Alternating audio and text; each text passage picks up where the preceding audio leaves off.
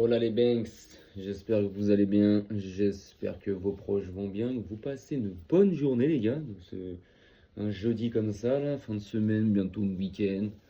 Généralement, arrivé en fin de semaine, on est parfois heureux parce que tu arrives au week-end. Bon, après, il y en a qui tu me diras qui bossent le week-end. Bon les gars, petite vidéo aujourd'hui. Donc, je fais une petite vidéo, vu que c'est un jour off. Alors bon, un jour off, vous me direz, même pas, je dis veille de jeudi, je suis un ouf les gars, reprenez-moi, wow. Nous sommes vendredi, donc week-end. Sauf pour ceux qui bossent le samedi et aussi le dimanche. Donc, petite vidéo aujourd'hui où on va un peu discuter et j'ai envie qu'on fasse une vidéo de pronostics, de favoris, de pronostics de tiens, je vois telle équipe championne de ce championnat, telle équipe championne de son championnat, et avec deux choix à la fois, deux choix dans chaque championnat. Alors moi concrètement, je vais garder les mêmes pronos et avis et choix que j'avais déjà cet été. Je ne vais pas changer mon fusil d'épaule. Je vais garder les mêmes avis que j'avais déjà au mois d'août. Alors, parce que pour faire un bilan, c'est compliqué, hein. Pour l'instant, on a juste 3 mois de compétition complète. Tout septembre, tout octobre, et tout novembre. 3 mois. Au mois d'août, ça a repris entre la dizaine, quinzaine et vingtaine de août les championnats. Donc on va commencer par notre bonne vieille Liga. Ma Liga à moi, mon championnat, avec mon équipe. Donc pour moi, voilà, je continuerai à le dire, comme je disais au mois d'août, le Barça conservera son titre de champion d'Espagne. Le Barça gagnera la Liga pour la deuxième année consécutive. Pourquoi? Parce que je pense que le Barça déjà fera une deuxième partie de saison meilleure et que le Barça n'est pas distancé. Le Barça n'est qu'à un point derrière le Real. Tu vois ce que je veux dire? Le Barça n'est pas distancé. Le Barça, certes, n'est pas le même Barça que l'année dernière en termes de pressing, en termes de qualité de jeu, mais c'est dû aussi à beaucoup de blessures. Regardez encore Fermin, je l'ai vu hier. Fermin absent 2 semaines. On n'a jamais eu, depuis le début de la saison, on n'a jamais eu notre effectif à 100%, les gars. Jamais. Est-ce que vous vous imaginez? Depuis le début de saison au mois d'août, on n'a jamais eu notre effectif à 100% aligné ensemble. Imaginez-vous que ce week-end, là, demain à 16h15 contre Alaves, excusez-moi, Flink va aligner Lewandowski, Rafinha, Yamal, notre attaque titulaire. Vous savez depuis quand on n'a pas eu la chance de voir les trois jouer ensemble? Moi, quand j'ai vu l'info hier, j'ai vu ça hier sur Twitter. Moi, je me suis dit non, allez, au mois d'août ou début septembre, ils ont été alignés à un moment donné ensemble. Non, les mecs, depuis le 25 mai 2025, dernier match de championnat de la saison dernière contre Bilbao à Montjuic. Voilà la dernière fois qu'on a vu Rafinha, Lewandowski et Yamal aligner les trois ensemble. C'est énorme, ça fait 6 mois, les gars. 6 mois, les gars. Alors ça veut dire en gros que les Pedri, Rafinha, Lewandowski, Yamal, De Jong n'ont pas joué ensemble depuis plus de 6 mois, les gars. C'est énorme, énorme, énorme. Concrètement, c'est énorme. Mais bon, là au moins, bon, on perd Fermin. C'est ce que je disais dans mon autre vidéo, hein. On récupère un joueur, on en perd 3, on récupère les 3, on en perd 2. Franchement, c'est chiant, c'est chiant. Il y a Arroyo, j'ai entendu qu'il avait un truc au beach, je sais pas quoi, absent quelques semaines. Ça peut que lui faire du bien, lui, je pense, et à nous aussi. Mais voilà, moi en tout cas en Espagne, je vois le Barça, je vois pas le Real, parce que le Real, concrètement, encore une fois, c'est... Le Real, je les vois à un moment donné de la saison flancher, sombrer. Dans le club, ça va pas, il y a trop de trucs qui vont pas au Real. Et je les vois pas, je les vois pas. Alors le championnat sera peut-être un peu plus serré que la saison dernière, mais le Real sur cette deuxième partie de saison, je les vois largement moins forts que le Barça, mais très largement. Voilà. On pourrait dire l'Atlético, mais l'Atlético, voilà, c'est pas une équipe qui est fiable, c'est une équipe qui finira troisième sûrement, même sûrement à 98% des cas. C'est une équipe qui finira troisième, qui sera dans le top 3 de la Liga ou peut-être le top 2, hein, on ne sait pas. Mais voilà, c'est pas une équipe fiable, l'Atlético. C'est une équipe, l'Atlético, qui va enchaîner une dizaine de matchs sans défaite. 7 victoires, 3 nuls, ce que tu veux. Et après, elle va t'enchaîner 3-4 matchs sans victoire. Donc je fais attention parce que en début de semaine prochaine, en milieu de semaine prochaine, ils se rendent chez nous. Mais voilà, pour moi, ils sont pas fiables. C'est pas une équipe qui est capable de s'installer à la première place et de la garder en fait. Que le Barça et le Real, ils sont capables de faire ça, tu vois. Donc non, je vois le Barça, et même je vois le Barça par rapport à la deuxième partie de saison. Je pense que les joueurs vont se reprendre. Je pense qu'une fois qu'on aura récupéré cet effectif et ces joueurs à 100%, je pense que, je pense que la machine va se mettre en route.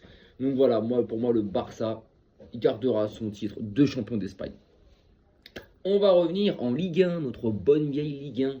Alors en Ligue 1, je vais garder ce que je disais aussi au mois d'août. Moi, je vois, les gars, l'Olympique de Marseille champion. Oui, je vois Marseille champion. Pourquoi? Parce que Paris, pour moi, cette année, ce qui va, à mon avis, choquer le PSG cette année, c'est les blessures. On l'a déjà vu depuis le début de saison, depuis le début de la saison, le PSG, il y a beaucoup de blessés. Doué, Kvara, Dembélé, là, Hakimi récemment, Mendes, il y a des interrogations autour de lui. Il y a eu le milieu de terrain à un moment donné qui a pas été, à 100%, qui n'est pas encore à 100%. Donc pour moi, en fait, si vous voulez, bah, en gros, le PSG, je pense que... Et sur cette deuxième partie de saison, ça va être pareil. Parce que pour moi, il y aura d'autres blessures. Il y a d'autres joueurs qui vont se péter, qui vont se repéter. Et pour moi, ça va avantager Marseille, les gars. Maintenant, Marseille, de son côté, il faut qu'il reste concentré. Parce que Marseille, je trouve qu'il y a des matchs qu'ils doivent gagner et qui vont perdre.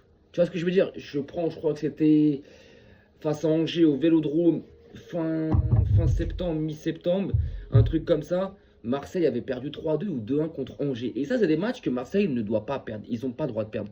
Parce que ces points-là, le PSG ira les chercher. Donc ça sera serré jusqu'en fin de saison, ce championnat-là, la Ligue 1.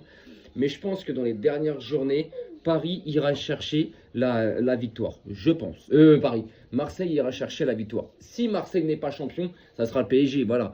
Mais je pense que cette année en Ligue 1, je pense que Marseille, en restant concentré, en restant impliqué, en avançant ensemble sur le même projet, je pense que Marseille ira chercher ce titre. Et je pense qu'à un moment donné dans la saison, alors je dis pas qu'ils auront un choix à faire entre la Ligue des Champions et la Ligue 1, parce que Marseille, par rapport à leur recrutement, ils ont les deux effectifs pour faire les deux.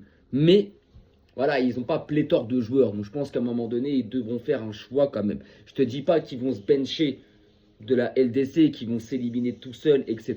Non, déjà, ils la gagneront pas, on le sait. Ils essaieront peut-être d'aller le plus loin possible. Mais je pense que concrètement, à un moment donné, ils vont prioriser la Ligue 1. Parce qu'ils savent qu'ils ont plus de chances dessus, en fait, si tu veux. Ils savent qu'ils ont plus de chances dessus. Donc, ils vont la prioriser. Et pour moi, je suis eux, je le fais. Je le fais totalement. Tu sais très bien que la LDC, tu vas pas la gagner. À part un cataclysme de ouf, la LDC, tu ne vas pas la gagner. Donc, la Ligue 1, tu peux. Et c'est peut-être l'année où tu peux. Donc, vas-y. Donc, moi, je vois Marseille prendre le titre. Et même dans le jeu, je les trouve beaucoup plus rassurants et beaucoup plus forts que le PSG. Et ils ont plus faim. Et ça, c'est l'important. C'est un facteur très important pour moi, c'est en Ligue 1. Ils ont beaucoup plus faim, tu vois. Donc voilà. Après, si Marseille n'est pas champion, ça sera Paris. Ça sera Paris. Et puis voilà. Mais moi je mets une grosse pièce sur Marseille. Je mets une grosse pièce sur Marseille.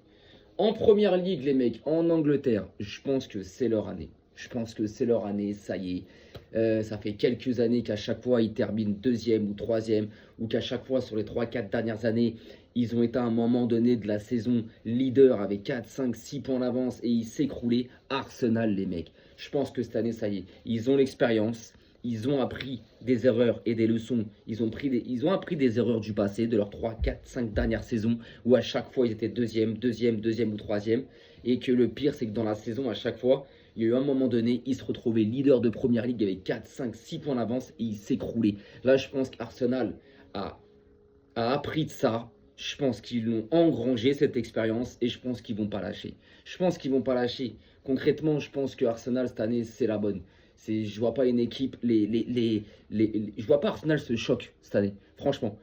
Là, ils ont 29 points, ils ont 6 points d'avance sur Chelsea, ils en ont 11 sur Liverpool, parce que Liverpool c'est 12e avec 18 points. Ils ont 7 ou 8 points d'avance sur City. Et voilà, Arsenal, je pense que cette année en première ligue, et pas que depuis cette année, mais c'est la meilleure équipe en première ligue. C'est celle qui pratique le plus beau football. Donc je pense qu'Arsenal cette année, ça va être champion, ça va prendre le titre. Et je pense qu'ils ont envie, ils sont motivés, ils ont faim. Je pense que c'est ce qu'ils veulent. Je pense qu'ils ont appris, voilà, je vais me répéter, mais ils ont appris des dernières saisons où à chaque fois il s'écroulait. Ça, je pense qu'ils l'ont engrangé. Et il faut pas oublier un truc, Arteta, c'est pas d'aujourd'hui qui travaille avec ce même staff, avec cette même équipe.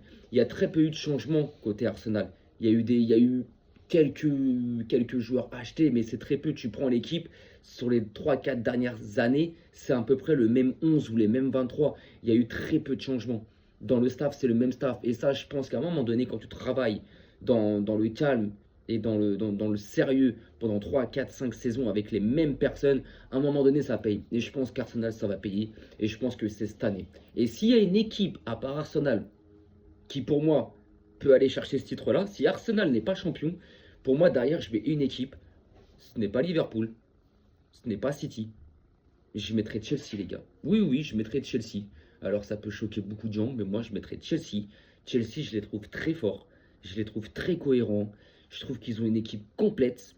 Complète, vraiment, ils ont une équipe complète. Il y a peut-être leur défense où je maintiens à dire où c'est ça qui peut les faire flop en PL.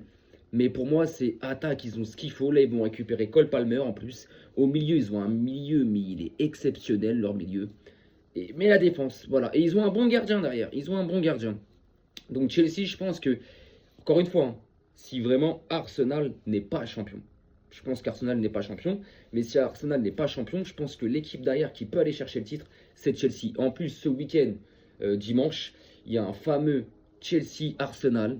Chelsea aura l'occasion de revenir à 2 points d'Arsenal, 3 points, excusez-moi, parce que là, ils ont 6 points de retard sur Arsenal. Donc, mettre une pression. Tu peux mettre une pression. Donc, ouais, Chelsea, moi, je les vois bien. Si, encore une fois, mon favori, et moi, je mets une pièce sur Arsenal. Pour moi, Arsenal sera champion. Mais encore une fois, voilà, si Arsenal ne l'est pas, moi, je vois Chelsea. Je vois pas City, je vois pas Liverpool, je vois pas United, je vois pas Tottenham. Non, voilà, je vois vraiment Chelsea, tu vois, prendre ce titre si Arsenal ne le prend pas. Voilà. Maintenant, tout ce qui est Bundesliga et Serie A, les mecs, je suis désolé parce qu'en gros, c'est pas des championnats que je suis au quotidien. Je connais le football, je connais les équipes, je sais ce qui se passe, mais c'est pas un championnat que je suis au quotidien. Voilà, que la Liga, la PL, la Ligue 1, c'est un championnat que je regarde. Bah, la Liga tout le temps, la Ligue 1 et la PL souvent et tout le temps, voire tout le temps, tu vois. Que la Bundesliga et la Serie A, alors je sais les équipes, je connais les joueurs, mais voilà, tu sais, moi, admettons, là en Italie, je crois que c'est Naples qui est premier. Il me semble, tu vois, il me semble. Et moi, je te dirais, tiens, je pense que l'Inter va être champion. Mais quand je vois que ce que l'Inter fait en LDC, c'est pas fameux. Les échos que j'entends, l'Inter, c'est pas fameux. En Serie A, je crois qu'ils sont même pas dans le top 2 ou dans le top 3. Je sais pas, tu vois, jette vraiment un coup d'œil vite fait par-ci, par-là, la Serie A. Alors, je connais ce football, je le suis, mais pas comme je suis la PL, la Ligue 1 et surtout pas comme je suis la Liga, tu vois. En Allemagne, je pense que ce sera le Bayern. Il me semble que le Bayern est loin devant, donc je pense que ce sera le Bayern. Mais voilà, en Serie A, je sais pas, tu vois les gars, je peux pas donner d'équipe. Je crois que Naples est première, il me semble. Maintenant, je suis pas sûr. Donc, je vais pas donner d'équipe comme ça. Je vais pas dire, tiens, je mets ça, tiens, je mets ci. Non. Mais donc, je vais pas m'avancer sur ces deux championnats-là. En Allemagne, je pense que le Bayern, il me semble qu'ils ont un matelas confortable d'avance. En Italie, il me semble que c'est serré. Je sais que c'est serré. Je sais que c'est serré. C'est à quelques points. Ça joue à quelques points. Donc, si je garde ce que j'avais dit cet été sur ces championnats-là, j'avais dit en Allemagne le Bayern. Voilà, j'avais dit le Bayern. Et en Italie, il me semble, j'ai plus trop souvenir, je crois que j'avais dit l'Inter ou la Juve. J'avais dit l'Inter ou la Juve, les mecs. Donc, dans les commentaires, vous me direz. De toute façon, j'irai jeter un coup d'œil, voir ce qui se passe en Serie A. Mais voilà. Mais en tout cas, voilà, les gars, je vous ai donné donc mon avis sur les prochaines équipes, pour moi, des championnats qui peuvent et qui vont, à mon avis, être championnes. Vous me direz ou pas si vous êtes d'accord, si vous n'êtes pas d'accord. Donc, du coup, bah. Moi, je pense que ça va se passer comme ça, les gars. Voilà, les gars. Maintenant, bah, dites-moi ce que vous en pensez. Moi, je pense que ça sera comme ça. Je pense que ça se jouera comme ça. Maintenant, je peux me tromper, hein. Ça se trouve, en Espagne, ça va être le Real de champion. Ça se trouve, en France, ça va être le Lyon de champion. Ça se trouve, en Angleterre, ça va être le City. Je sais pas, tu vois, je sais pas du tout. Moi, je vois les choses comme ça. Bon, les gars, sur ce, on se revoit demain. Donc, demain, 16h15, le match du Barça à 16h15 contre Alaves.